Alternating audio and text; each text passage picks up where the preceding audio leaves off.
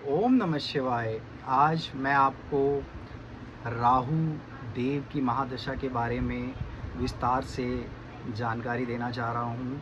मैं इस राहु की महादशा के बारे में 2 वीडियो निकालूँगा। आज पार्ट 1 में आपको कुछ विस्तृत जानकारी देना चाह रहा हूँ। सबसे पहले तो मैं आपको बताना चाहता हूँ कि राहु देव को कलयुग का राजा कहा जाता है। और वो राजा क्यों कहा जाता है? क्योंकि राहु जो है वो माया, भ्रम और छल का ग्रह होता है।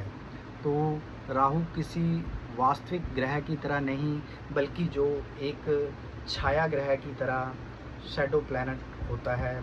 यह माया यानी इल्यूज़न, छल, राजनीति, झूठ, लालच, आधुनिक भोग विलास का कारक होता है। कलयुग की सबसे बड़ी पहचान ही यही है कि लोग सत्य से ज़्यादा भ्रम और दिखावे पर विश्वास करते हैं। मेरी बात को नोट कीजिए, कलयुग की क्या पहचान है कि लोग सत्य से ज़्यादा भ्रम और दिखावे पर विश्वास कर रहे हैं। इसलिए राहु की जो ऊर्जा है इस युग में, यानी कि ये जो युग चल रहा है, मैंने भी अभी ये जो वस्त्र पहना है वो राहु को ही रिप्रेजेंट करता है। तो कलयुग में भौतिकवाद और तकनीक की प्रधानता बढ़ गई है।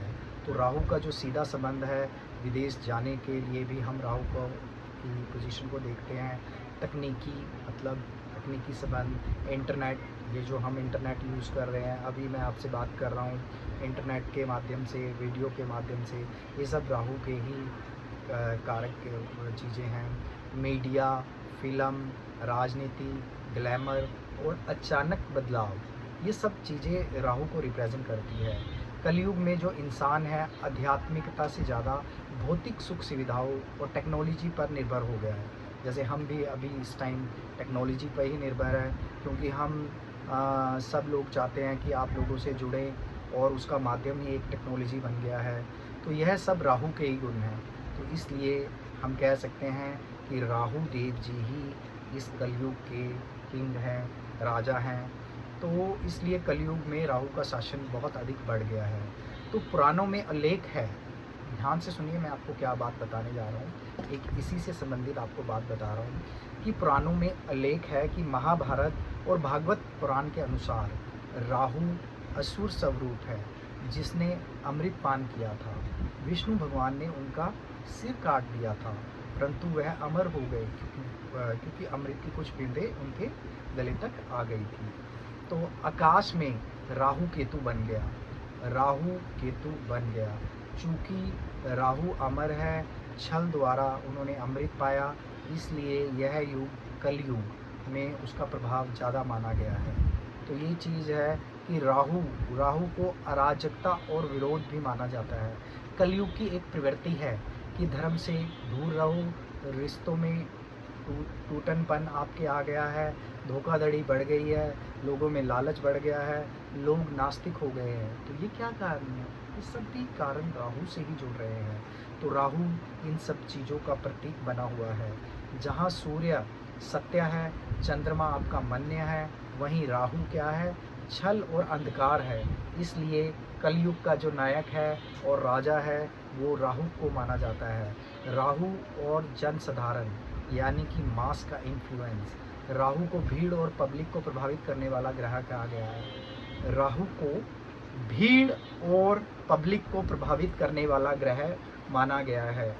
जैसे कि इसीलिए अगर कोई व्यक्ति हमारे से जब कुंडली विश्लेषण करता है, तो अगर वह राजनीति के क्षेत्र में है तो हम उसका राहु को भी देखते हैं, क्योंकि जैसे मैंने अभी आपको बताया कि राहु भीड़ और पब्लिक को अट्रैक्ट करता है। अगर आपका राहु ठीक नहीं है तो आप कुशल राजनीतिज्ञ नहीं बन सकते हैं। राजनीति, मीडिया, प्रचार, सोशल मीडिया, इंटरनेट, यह सब राहु के क्षेत्र है। राजनीति, मीडिया, प्रचार, सोशल मीडिया, इंटरनेट, ये सब राहु के ही क्षेत्र है। आज के युग से ही यही सबसे ताकतवर साधन है, इसलिए राहु सबसे प्रभावशाली ग्रह बन गया है। राहु सबसे प्रभावशाली ग्रह इसलिए बन गया है क्योंकि आज के युग में ही राजनीति का भी बड़ा बोलबाला है, मीडिया, प्रचार का, सोशल मीडिया, इंटरनेट का, इसका सबसे बड़ा वो है। अब मैं आपको एक उदाहरण देके समझाता हूँ। सकारात्मक राहु, अगर किसी का राहु अच्छा चल रहा है तो उसके क्या लक्षण होते हैं। तो मार्क जुकरबर्ग जो फेसबुक के फाउंडर थे, उन्होंने कहा कि अचानक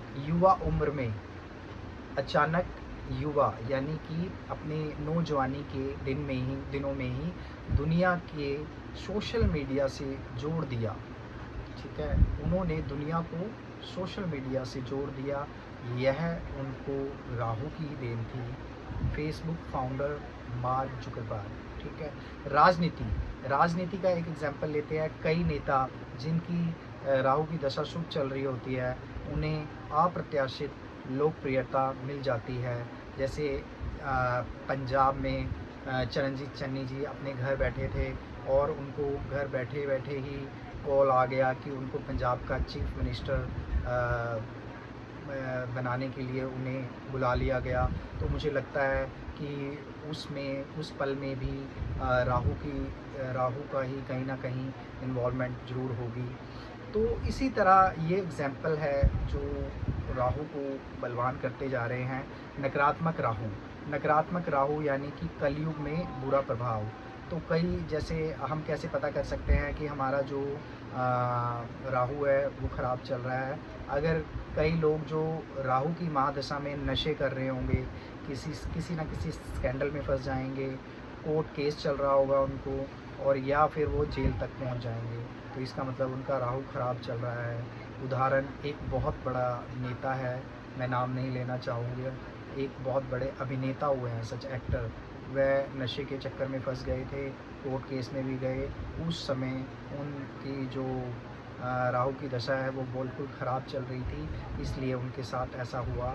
तो ये राहु का नकारात्मक प्रभाव होता है जो लोगों को काफ़ी हद तक नकारात्मक भी कर सकता है। तो उसके बाद मैं आप लोगों को ये बताना चाहूँगा कि जो कलयुग है, कलयुग में माया, छल और भोग विलास और तकनीक के जो युग है, राहु इन सभी चीज़ों का स्वामी है। इसलिए कहा गया है कि सतयुग में धर्म का राजा विष्णु, त्रेता युग में राजा श्री राम, द्वापर में श्री कृष्ण और कल युग में राहु केतु का प्रभाव सबसे अधिक है। तो राहु को नियंत्रित करने के उपाय आपको बता रहा हूँ। कलयुग का राजा हमें हानि ना दे, इसलिए हमें उसके उपाय करने चाहिए। मंत्र जाप करना चाहिए, ओम रांग राहुवे नमः, ओम रांग राहुवे नमः। अगर आपको पता चल जाए कि आपका राहु अशुभ प्रभाव दे रहा है तो आपको ये मंत्र जाप करना चाहिए।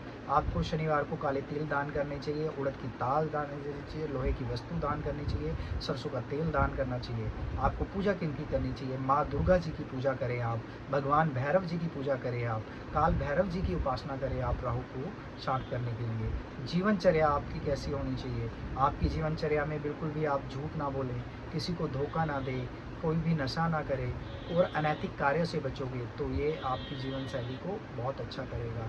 आप रत्न धारण कर सकते हैं, गोमेद रत्न आप धारण कर सकते हैं, लेकिन ज्योतिषी के सलाह परामर्श के बिना ये रत्न भी आप धारण मत करें।